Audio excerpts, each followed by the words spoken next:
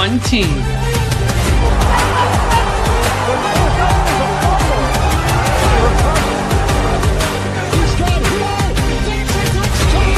One dream. One family. 30, 20, 10, touchdown Miami!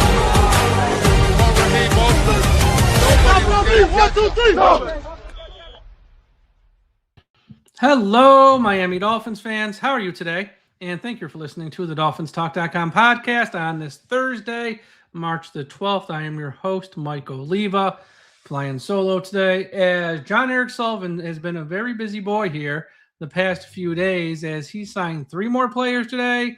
He re-signed a player today, and the Miami Dolphins continue to build up this roster. Now, I know a lot of it's on one-year deals.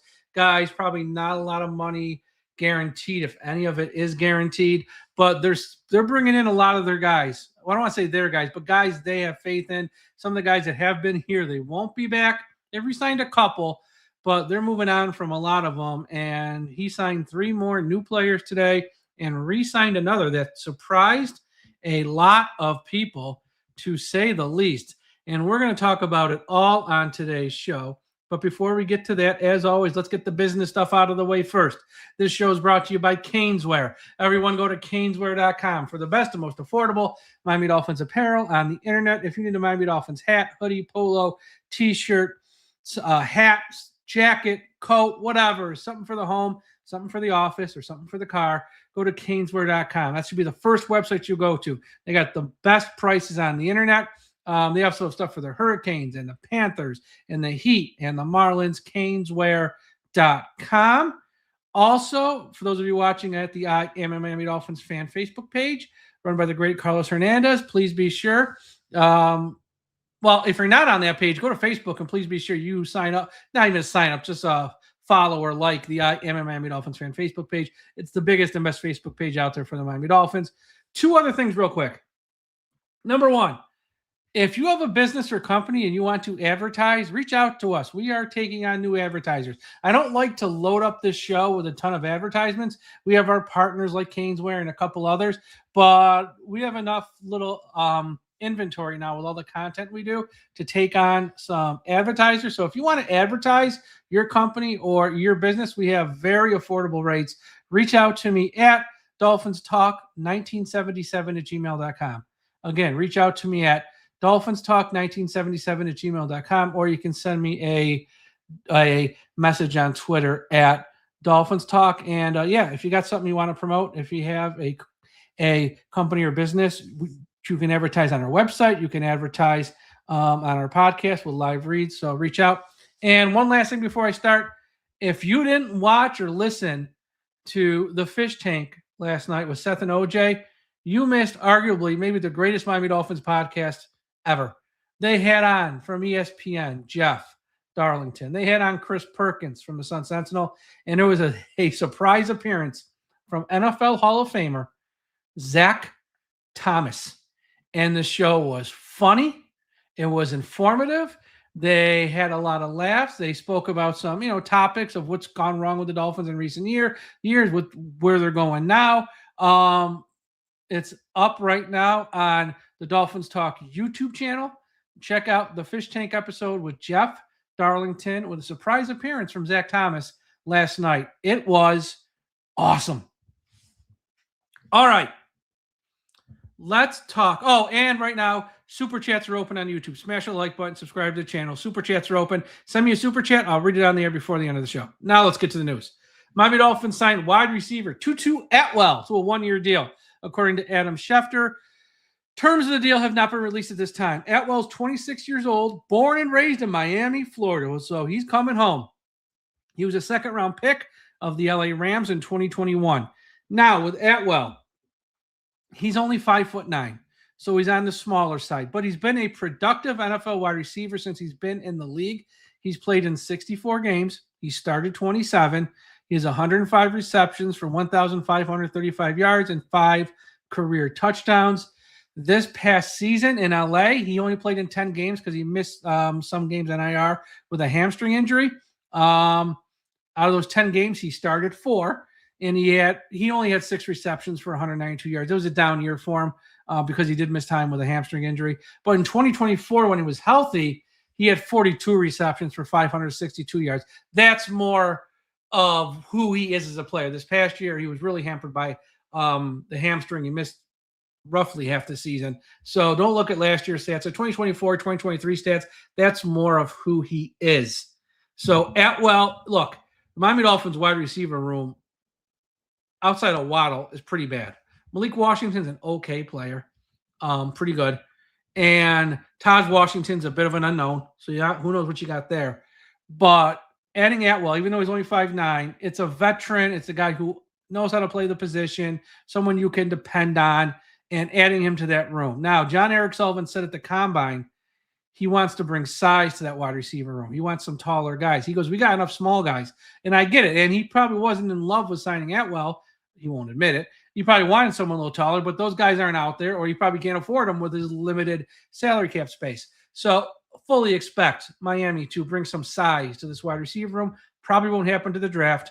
I don't think they'll take a wide receiver in round one. There's been some mocks. They have Carnell Tate, who would be perfect in Miami, falling to pick 11. Even if he did, I don't know if he'd take a wide receiver in round one.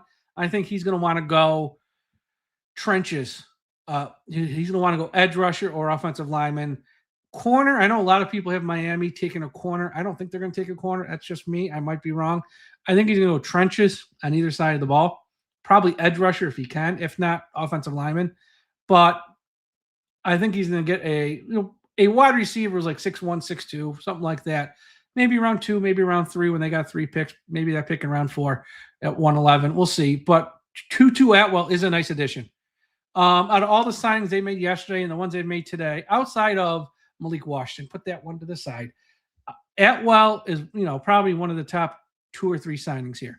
So I like this move because I think he is a dependable professional NFL wide receiver and, got some speed. And, you got him and Waddle now. And now they got to get someone else for the outside. They got to get someone who's a little bit bigger. And we'll see what they do.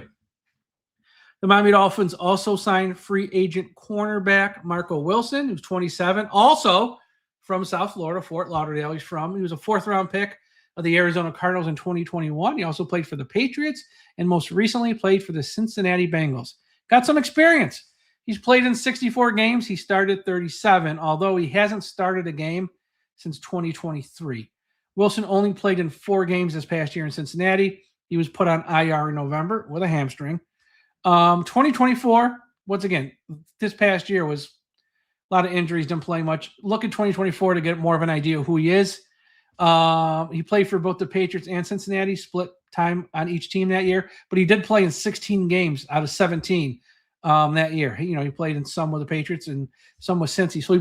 So he played in 16 games there. And you look what the Dolphins have done here the past 24 hours or so with their secondary. And, the secondary, literally, after they traded Minka, they had Jason Marshall Jr., Ethan Bonner, and Dante Trader. Not exactly 3 guys who are going to get mustard jackets here and not a lot of experience there. So what they've done is they've gone out there and signed Lonnie Johnson at safety, Zane Alexander, who can play safety, cornerbacks, Alex Austin, cornerbacks, Darrell Baker. So they brought in some guys, and now today they bring in Marco Wilson. So they're bringing in guys because I think, I know there's a lot of fans hoping that Miami re-signs Rasul Douglas or Jack Jones. I don't think it's going to happen. I might be wrong. Jack Jones, I think there's a possibility. I don't think they're going to bring back Rasul because they want youth.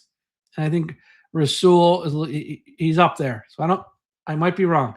They're not bringing back Ashton Davis. They're not going to bring back Afedi Malafanu. Those guys are gone. They do also have Storm Duck as well. So I think this reminds me of this.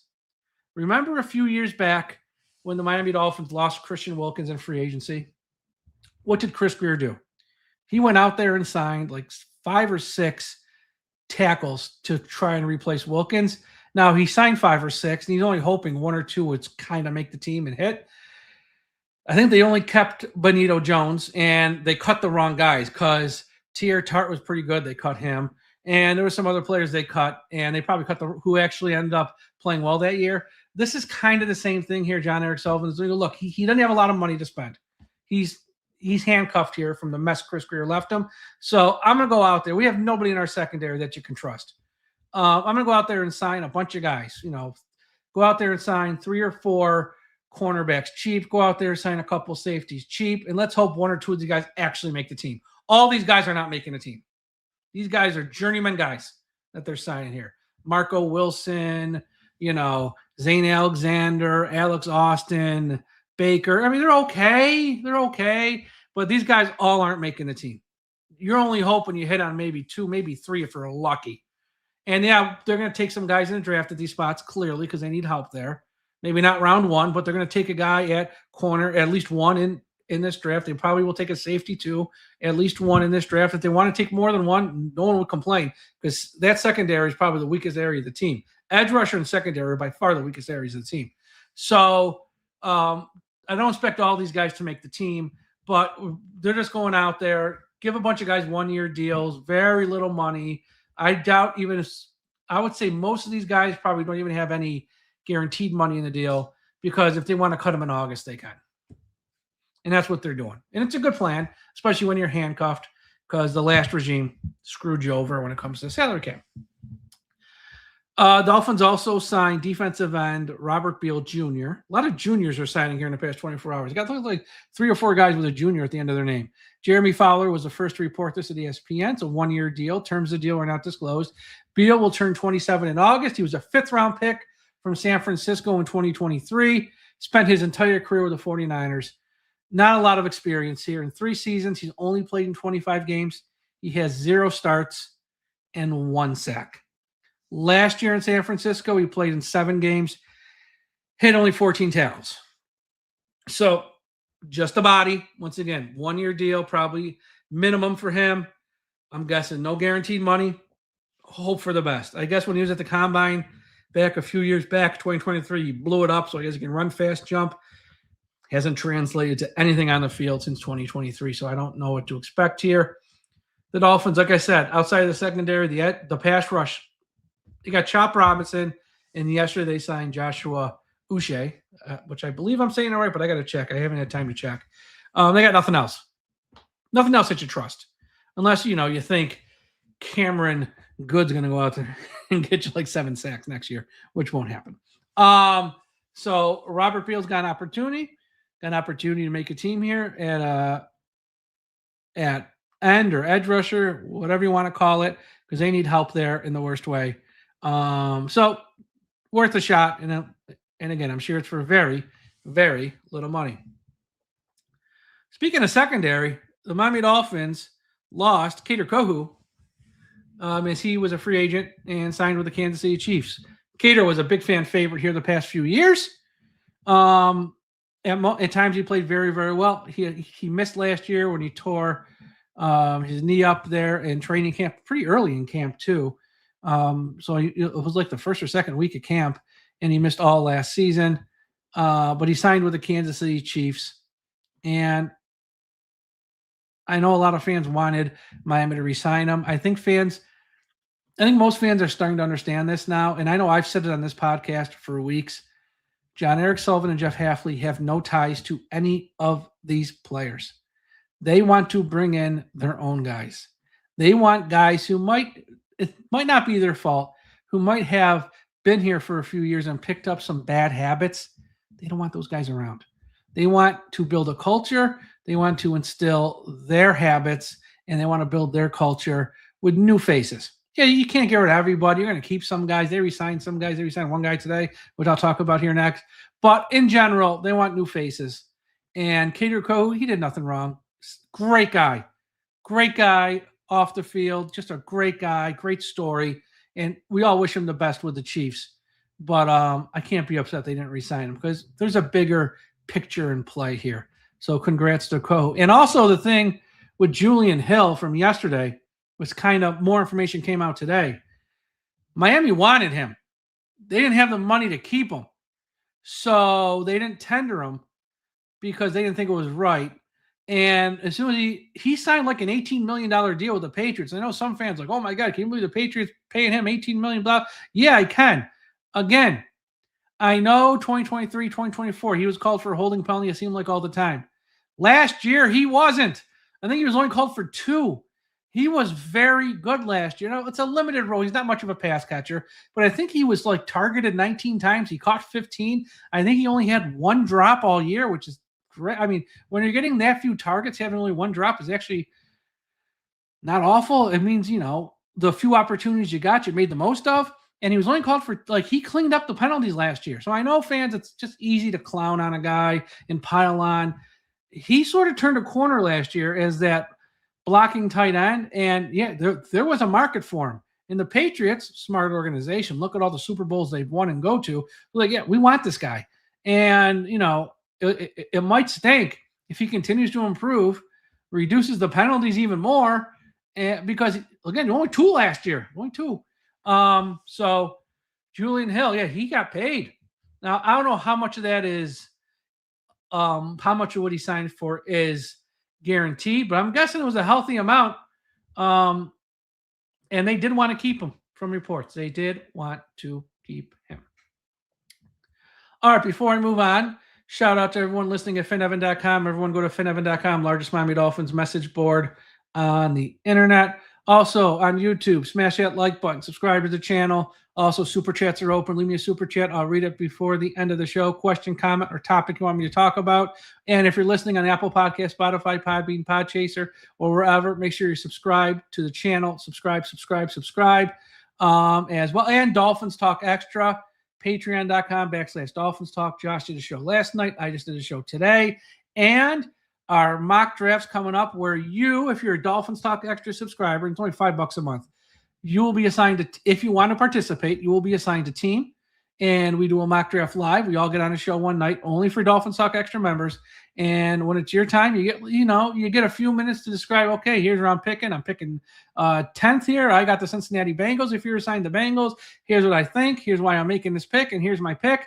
And we have some fun. We did it last year. It was a lot of laughs.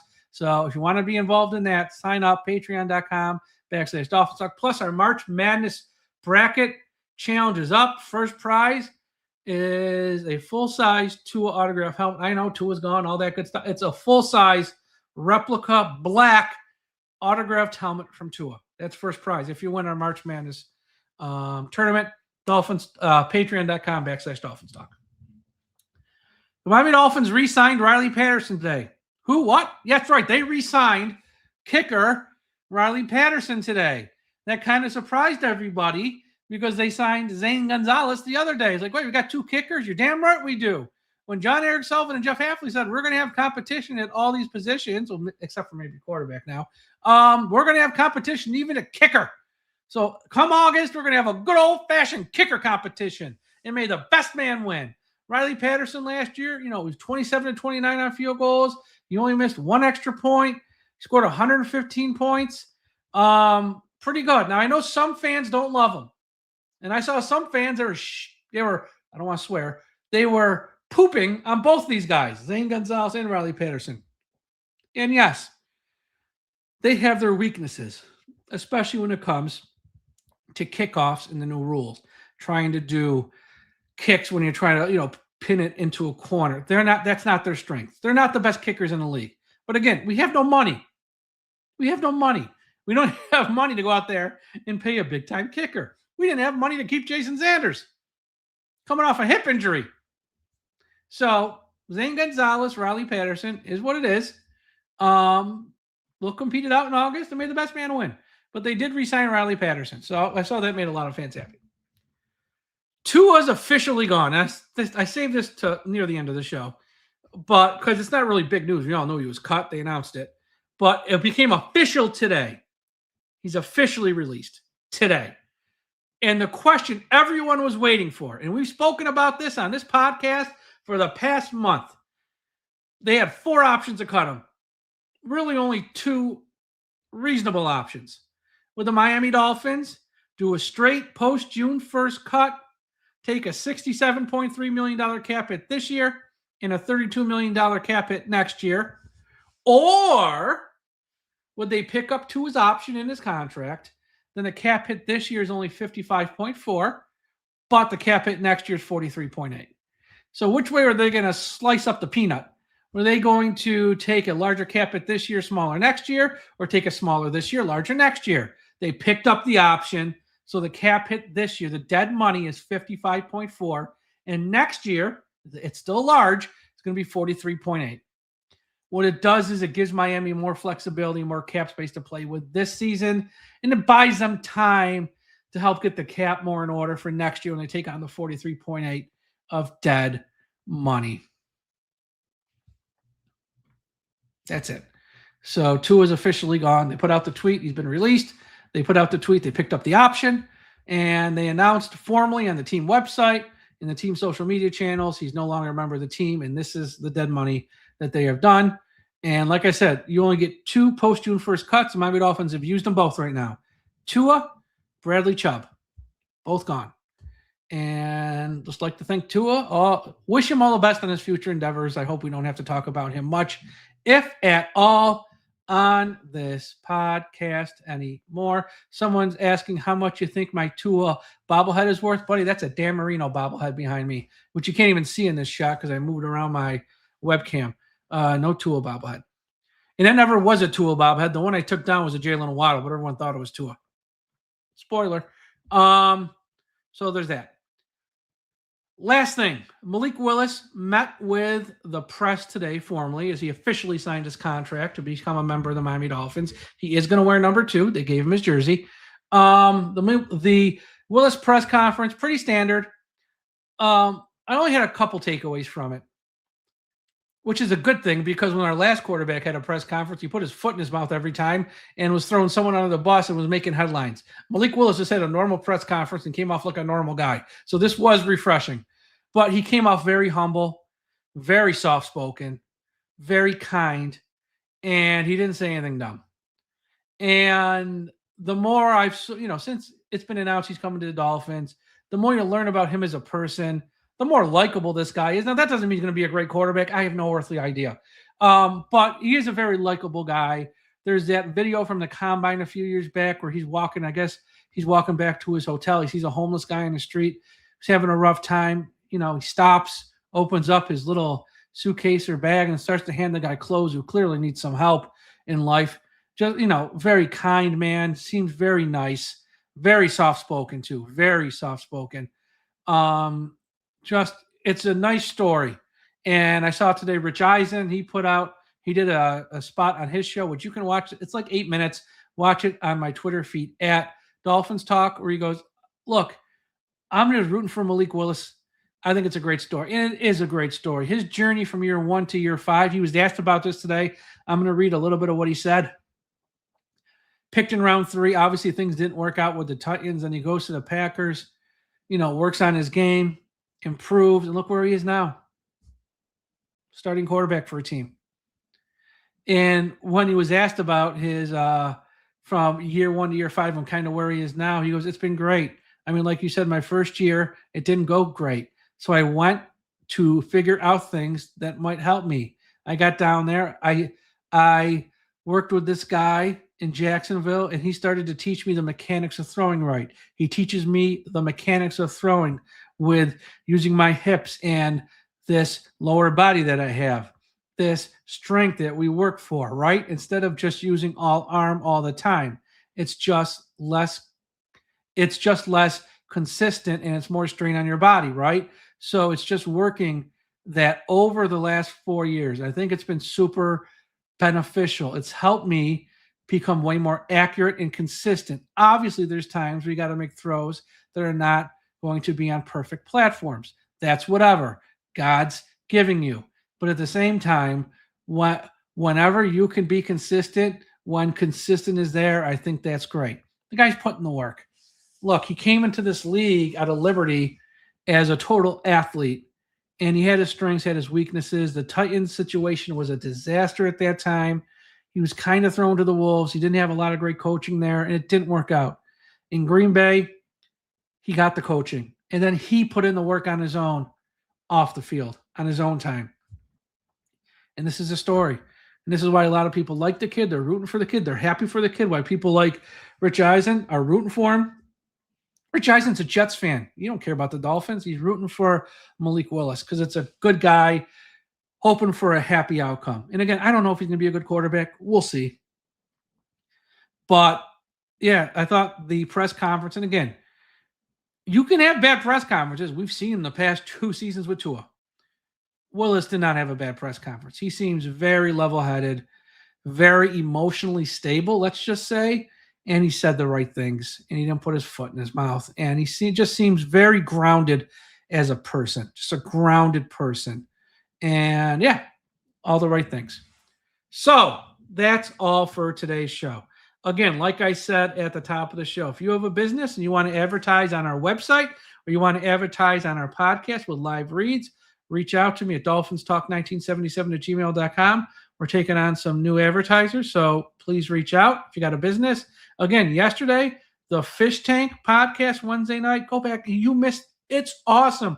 Zach Thomas, Jeff Darlington, Chris Perkins, OJ McDuffie, Seth Levitt, Savak. It was an awesome show. They spoke about what went wrong with the Miami Dolphins in recent years. They spoke about Willis a little bit and where they're going now, and they had a ton of laughs. Zach Thomas tells a Channing Crowder story that is hilarious. Zach Thomas tells some other stories that are hilarious. You must go back and listen to the Fish Tank Wednesday night. It's on the Dolphins Talk YouTube channel. Go there, check it out. And check out the website, DolphinsTalk.com. We got a bunch of news up. We got some rumors up. We got some articles up. One rumor I kind of want to shoot down. There's been this report for the past week or so that the Miami Dolphins are interested in tight end David Njoku. Now, first off, they probably don't have enough money to sign him. Second off, that was a fantasy football article where the guy writing it was a fantasy football guy saying the best landing spot for him for fantasy value was Miami. I don't think the Dolphins have any interest in Njoku, but I'm starting to see this being reported a lot of places right now. So, I mean, take that one with a grain of salt. I kind of think it's fake news. Now watch, 5 minutes after I end the show, he's going to sign with Miami. That'd be my luck. But I don't think that's a real report. So be on the lookout for that. But go to the website, DolphinsTalk.com. We got some great commentaries up, some great articles up there that you're not going to want to miss. And social media. TikTok, Instagram, Twitter, Blue Sky, Threads, at Dolphins Talk. Everyone, have a great Thursday night. We'll talk to you again after a while. And when you're out on the roads driving around, please don't forget that we must put an end to highway profanity.